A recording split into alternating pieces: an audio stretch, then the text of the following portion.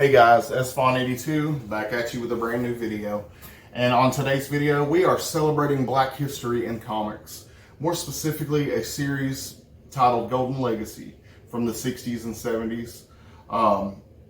It's a book that covers people and places and different events in Black history by Black people. And I'm going to highlight a few of those people as well today, and also show you the books. I'm going to show you the full series. I'm lucky enough to have them in my collection, and I wanted to show you those to you guys today. But first, if you could please like and subscribe. I'll be doing comic book related content on a weekly basis, and I would love it if you guys were on board for the ride. Back to the subject at hand. Golden Legacy Illustrated History Magazine series was a line of educational Black history comic books. They were published by Fitzgerald Publishing Company from 1966 to 1976. 16 volumes or issues total. And the main man behind it was an African American by the name of Bertram A. Fitzgerald. He was a pioneer in comic publishing. He grew up in Harlem in the 30s and 40s. Mr. Fitzgerald saw potential in comics as a way to engage youth. The young Black youth at the time seldom saw themselves reflected in history books. You didn't have Black history in school curriculum back then. Just keep that in mind. He served in the Air Force and earned a degree from the Brooklyn College in 1953. He became an accountant and worked his way into a job for the New York State Department of Taxation and Finance. In the 60s, he had the idea for Golden Legacy and partnered up with artist friend Leo Carty. He had no interest in established publishing companies, and so he started his own. For distribution of early issues, he relied on the specialized sales market, products geared towards Black customers, makeup, hair products, and other things. In '67, however, he used his business savvy to strike a deal with Coca-Cola for promotion of Coke in a prime ad space starting on issue 3, or volume 3. They ended up getting prime space on every issue through issue 11 until Mr. Fitzgerald struck several deals with other big hitters such as Avon, McDonald's, Columbia Pictures, and AT&T. Golden Legacy went on for over a decade, 16 volumes or issues total, as I mentioned before, ranging from Harriet Tubman to Martin Luther King Jr.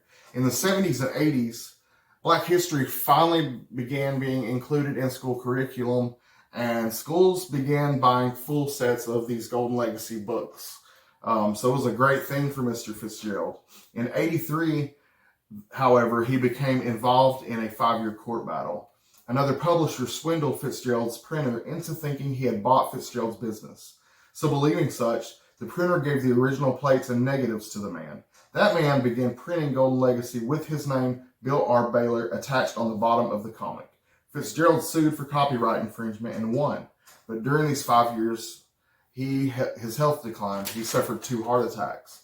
In '88, he regained his negatives, but Baylor disappeared and never compensated Fitzgerald for damages as awarded by the courts. He had plans for 9 more issues or volumes, one of which I think personally would have been really awesome, about Marcus Garvey. If you don't know about Marcus Garvey, he is another historical Black figure. You definitely need to Google him or go check him out and learn a little bit about his history. There is also a famous ska band by the name of Hepcat, and they make a song by Marcus Garvey. So if you want to look that up on YouTube, it's really a cool song, and it gives you a little bit of a small backstory on him. A little exaggerated, but it gives you a small bit on him. They never ended up being released, however, and Bertram went back to being a full-time accountant. He faced prejudice, had all the odds stacked against him. This, was a time of racism, and throughout all of that, he still managed to live a successful life and do all these amazing things. He left something priceless behind for generations to come, and today I chose to celebrate Bertram Fitzgerald and his Golden Legacy. Next up, the next person I wanted to cover behind the book is artist Leo S. Cardi. He was born in New York in 1931 to Trinidadian parents. By the age of 10, he had won a scholarship to the Museum of Modern Art. That is amazing. By '63, Leo had founded Anton Studios, an African-American greeting card and art company in Brooklyn, New York. In '74, He relocated to the Virgin Islands and over the course of 35 years established himself as one of the most significant artists in U.S. Virgin Island art and culture. He taught art at the University of the Virgin Islands, volunteered at a prison, and was coordinator at the St. Croix Senior Art Program. He received many accolades over his lifetime, including in '96 when he was one of 12 recipients of the Governor's First Awards of Excellence in the Arts from Governor Roy Lester Schneider. He was an amazing artist and person, and like I said earlier, I definitely would highly recommend you check out his art for yourself. He was a brilliant artist and human being, and his work will be enjoyed by many future generations to come. Leo Cardi will live on eternally through his artwork, which is his golden legacy. Moving on to the next person. This is a brilliant woman by the name of Joan Bacchus, African-American writer. She was born in Brooklyn in 1928.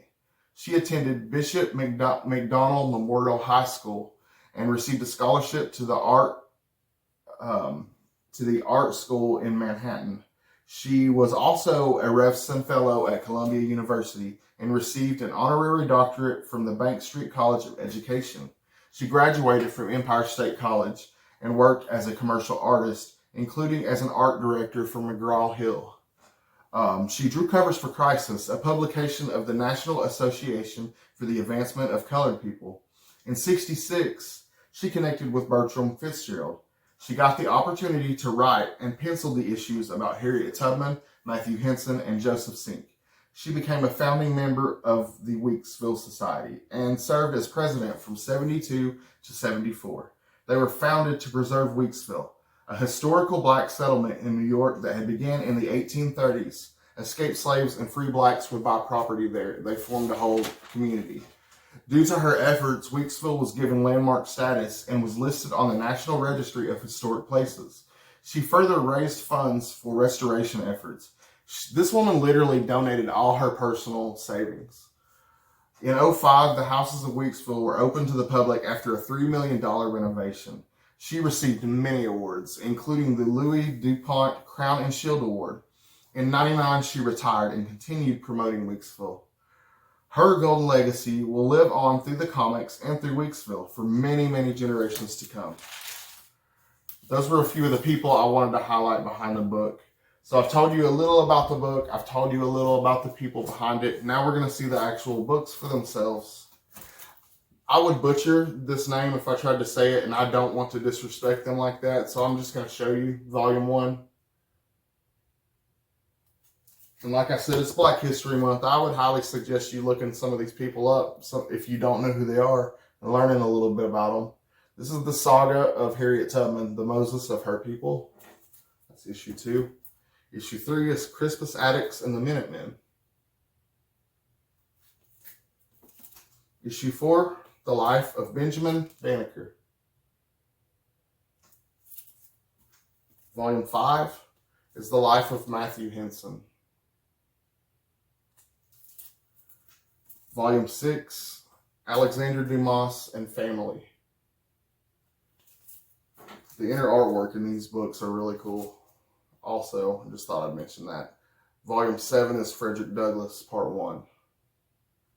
And then Volume 8 is Frederick Douglass, Part 2.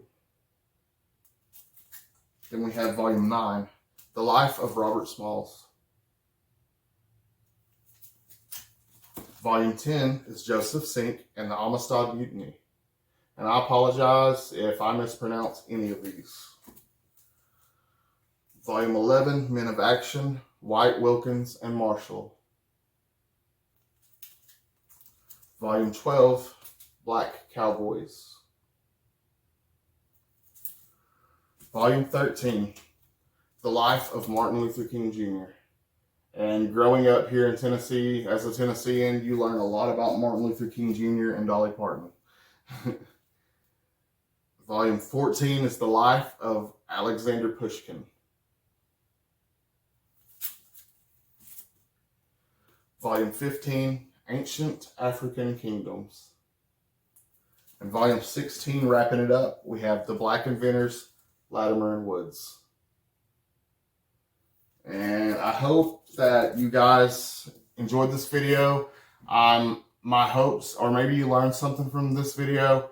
It was a great pleasure for me to be able to cover this, and as I dug into the topic, it was awesome to read about these people. They were amazing people, and really it was a pleasure. And I really want to thank you guys for watching, and please like, please subscribe, and I'll see you guys in the next video. Peace.